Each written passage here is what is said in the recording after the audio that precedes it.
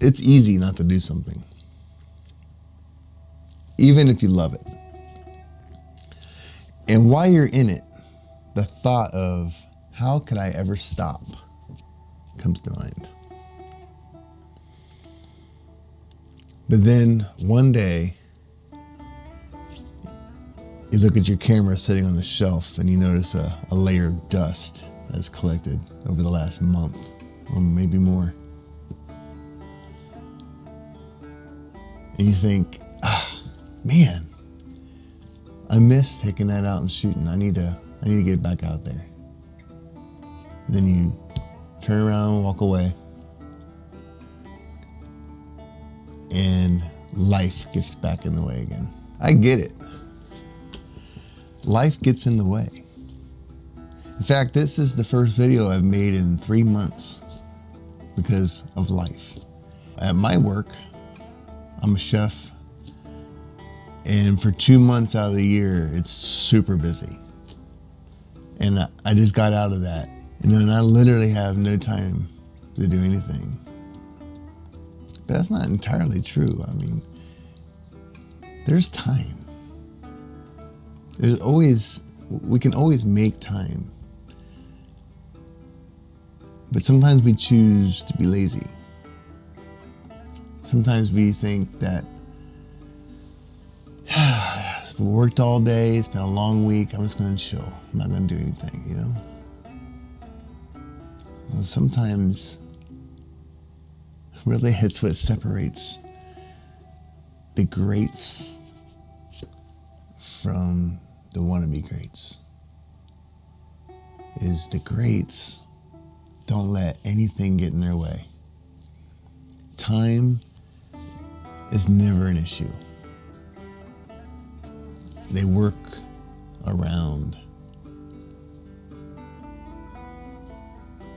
to get things done that they love to do.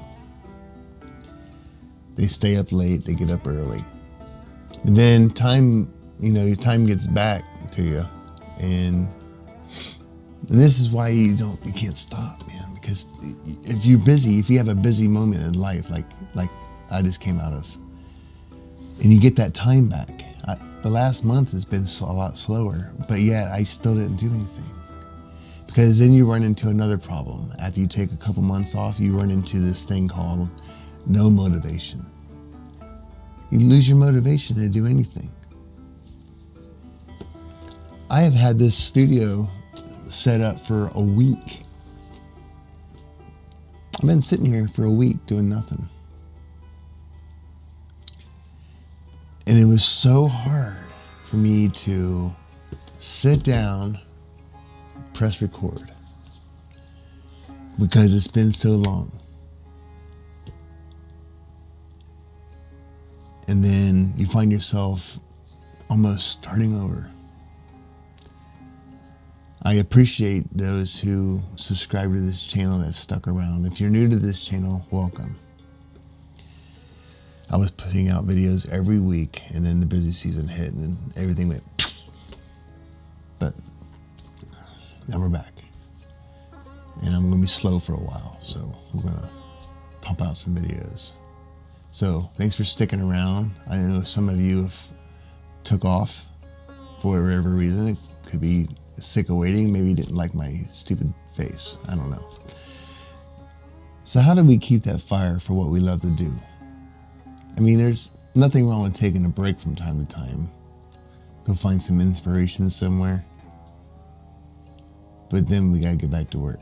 But more than a week or two can be a detriment to your motivation. What's for mine?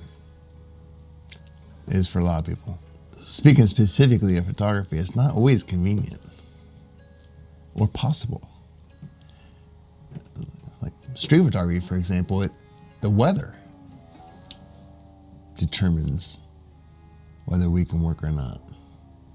And I see a lot of street photographers out working in the rain and stuff, but you gotta be in the right place for that. If you're shooting in a smaller town or a less busy city, you just don't have it. Tokyo it's so busy, especially in Tokyo. There's so many people that it doesn't matter what's going on. There's going to be people to shoot. But like in Columbus, it's a ghost town when it rains or when the snow's out. There's nothing going on. In the small towns, even worse. So what do? When we can't work, we just get inspired by things. We continue to stay involved. You know what I mean? We watch our YouTube videos. We read books. We watch documentaries. We do whatever we can to keep our craft kind of buzzing. You know what I mean? Bust out your editing app and work on some editing. Work on creating your own filters, or what the hell you call it? Presets. Work on making your own presets during downtime. Experiment. Maybe even put a photo book together. Even if you don't publish it, just put one together. It's good practice. So my advice to you is to never let too much time pass. Don't let too much time get away, and always look for ways to keep the fire going. And that brings me to what I plan on doing over these winter months on this channel. Some of you may have seen the post I wrote about submitting photos for review or critique or whatever you want to call it. One of the best ways to learn is to see your photos get critiqued, or even see other people's photos get critiqued.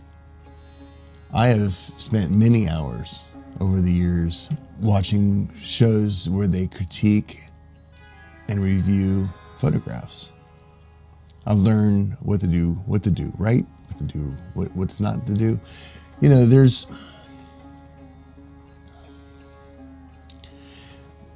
rules. And once you master those rules, you can start to bend them and break them a little bit. But there are certain things, certain elements of photography that you put together in a photograph that make it better. Little things, you know, like leading lines and making your subject the brightest part of the picture, and using shapes. And in street photography, for example, we frame within a frame, and there's other rules that I spoke about, and rule of thirds, and when to put your subject in the center and when not to put your subject in the center, and just all these different little things that you can think about when you're out shooting that will improve your photography.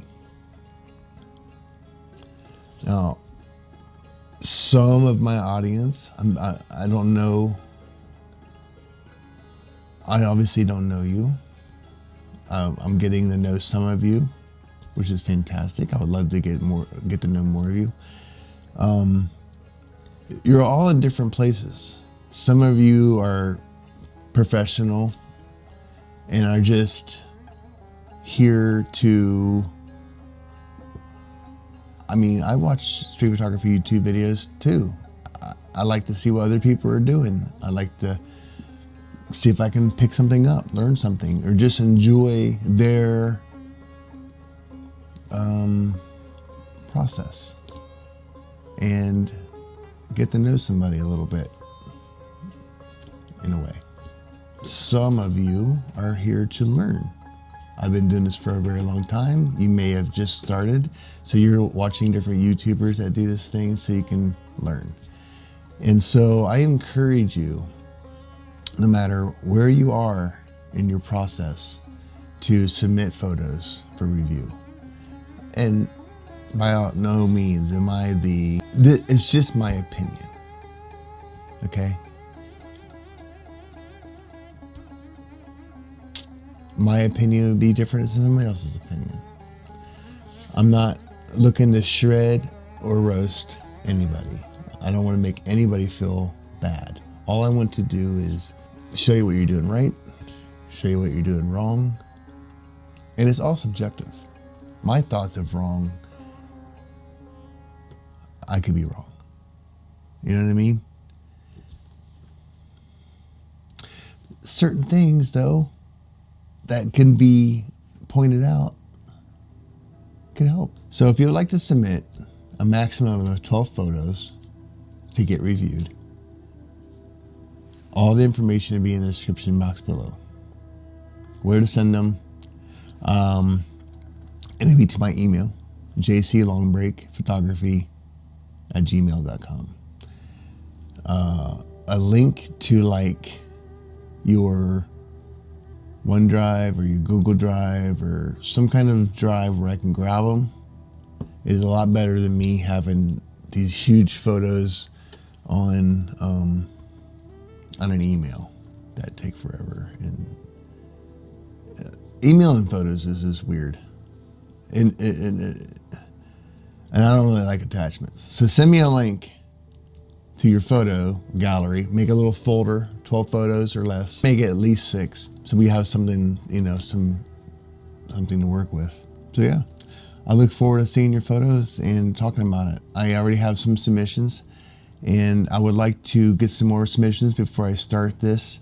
I would like to do 2 to 3 reviews per episode when we do them. So as soon as you can get them into me, we'll get started. Thank you so much for stopping by. I missed you guys. Sorry I've been gone so long, but I'm in the slow season now, so we're going to be pumping out some videos. And hopefully, like today it was 65 degrees. It's a good day to shoot, except it's rainy. Hopefully we can get out in the streets and do some shooting too. So thanks. I'll catch you guys later. Bye.